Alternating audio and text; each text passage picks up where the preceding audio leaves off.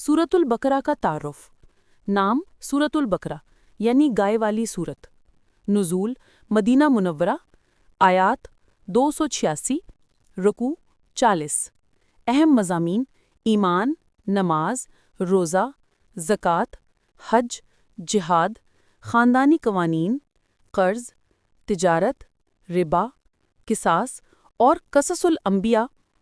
सूरत अल बकरा के रूहानी, इखलाकी, माशरती और दुनियावी फ़वाइद। 1. शैतान से हिफाजत। नबी करीम सल्लल्लाहु अलैहि वसल्लम ने फरमाया, घर को सूरत अल बकरा की तिलावत से खाली ना छोड़ो, क्योंकि शैतान उस घर से भाग जाता है जहाँ सूरत अल बकरा पढ़ी जाती है। सही मुस्लिम। ये हदीस मुबारका सूरत अल बकरा की रूहानी ताकत और शैतान की शर से हिफाजत के लिए इसकी अहमियत को वाज़े करती है। अगर कोई शख्स या ख़ानदान शैतानी वसाविस, हसद, जादू या बुरे असरात से परेशान हो तो सूरत अल बकरा की तिलावत बेहतरीन इलाज है।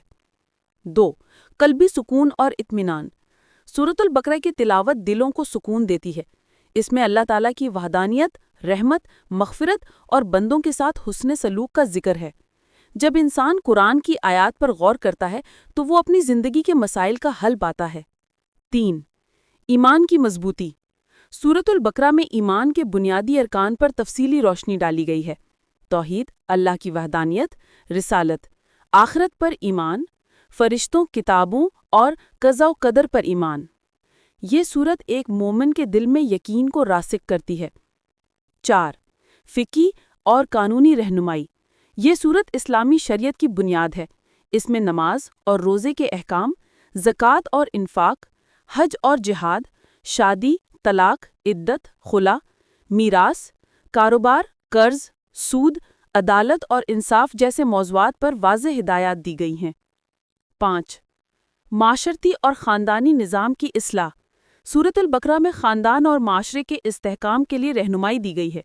मसलन निकाह को हलाल और ज़िना को हराम करार देना, बीवी के हकूक़ का तहफ़्फ़ुज़, तलाक के आदाब, यतीमों के हकूक़, हमसायों, वालदैन और मिस्कीनों के साथ हुस्न सलूक। ये तालीमात आज के टूटे माशरती ढांचे के लिए मशअल राह हैं। सूरत अल बकरा की आखिरी 2 आयात का ख़ास मकाम। हज़रत अबू मसूद रज़ियल्लाहु अन्हु से रिवायत है, रसूलुल्लाह सल्लल्लाहु अलैहि वसल्लम ने फरमाया, जो शख्स रात को सूरत अल बकरा की आखिरी 2 आयात पढ़ ले वो इसके लिए काफ़ी हैं। सही बुखारी और मुस्लिम। यानी ये 2 आयात आमनर रसूल बिल्लाही व मलाइकतिही व कुतुबिही व रसूलिही अकात न सिर्फ अबादत का अजर देती हैं बल्कि रूहानी तहफ़्फ़ुज़ भी फराहम करती हैं। 7. दीनी फ़हम और अक्ल की बालीदगी। सूरत अल बकरा में अल्लाह ताला ने मुख्तलिफ अक़वाम जैसे बनी इसराइल, फ़िरौन वग़ैरह के किस्से सुनाए जिनसे इबरत, बसीरत और दानिश हासिल होती है। ये वाक़यात इंसान को हक़ व बातिल की तमीज़ सिखाते हैं। 8. दुआओं की तालीम।